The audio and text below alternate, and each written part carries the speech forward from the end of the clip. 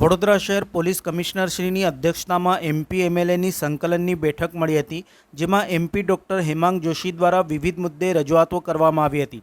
વડોદરા શહેરના વિવિધ પ્રશ્નોનું સુચારુ રૂપે નિરાકરણ આવે માટે પોલીસ કમિશનરની અધ્યક્ષતામાં દર મહિને એમપી એમએલએની સંકલનની બેઠક યોજવામાં આવે છે, જે અંતર્ગત આજે મળેલ સંકલનની બેઠકમાં સાંસદ ડૉક્ટર હેમાંગ જોશીએ કેટલાક મુદ્દે રજૂઆતો કરી હતી।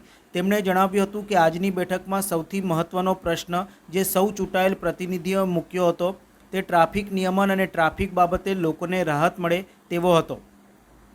રોડ સાઇડના દબાણો છે તેને લઈને પણ ચર્ચા કરાઈ હતી। સાયબર ક્રાઇમના કિસ્સાઓ વધી રહ્યા હોય ત્યારે સોસાયટી લેવલ ઉપર કઈ રીતે જાગૃતિ ફેલાવાય તે સંદર્ભે ચર્ચા થઈ હતી।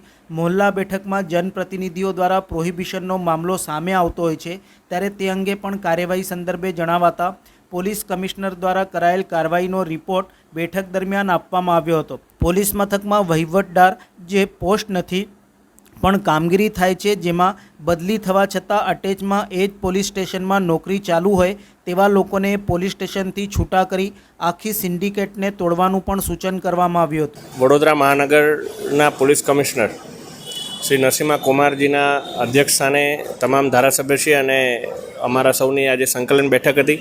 બેઠકમાં સૌથી મહત્ત્વનો વિષય કે જે સર્વે પ્રતિનિધિઓએ મૂક્યો એ ટ્રાફિક નિયમન અને ટ્રાફિકને લગતી વધારે કઈ રીતે રાહત મળે વડોદરાના નાગરિકોને એને લઈને હતું। રોડ સાઇડના જે દબાણો છે એને લઈને પણ ચર્ચા કરવામાં આવી હતી। સાયબર ક્રાઇમના જે કિસ્સાઓ વધી રહ્યા છે અને હવે તો અમારા સુધી પણ એ રજૂઆતો આવતી હોય છે, તો એમાં કઈ રીતે વધારે સોસાયટી લેવલ સુધી સાયબર જાગૃતિ થાય એના માટેના પ્રયાસો થાય એ માટે ચર્ચા કરવામાં આવી। સાથે સાથે અત્યારે જે અમારું ભારતીય જનતા પાર્ટીનું મોહલ્લા બેઠક જે થઈ રહી છે એમાં પણ અમારા જનપ્રતિનિધિઓને જે પ્રોહિબિશનના જે કેસો સામે આવી રહ્યા છે કે અમુક જગ્યાએ જે ગેરકાયદે દારૂનું વિતરણ થતું હોય અને આ પ્રકારના જે વિષયો સામે આવી રહ્યા છે એને લઈને પણ પોલીસ દ્વારા ખૂબ જ કડક કાર્યવાહી કરવામાં આવી છે। એને આજે અમને રિપોર્ટ પણ આપવામાં આવ્યો છે। ઘણા એવા કે જે ઓર્ગેનાઇઝ ક્રાઇમ હેઠળ આ સમગ્ર ધંધો ચલાવી રહ્યા હતા એના ઉપર વડોદરા પોલીસે ખૂબ સખત કાર્યવાહી કરી છે, એના બાબતનો પણ ચિતાર આજે રજૂ કરવામાં આવ્યો છે।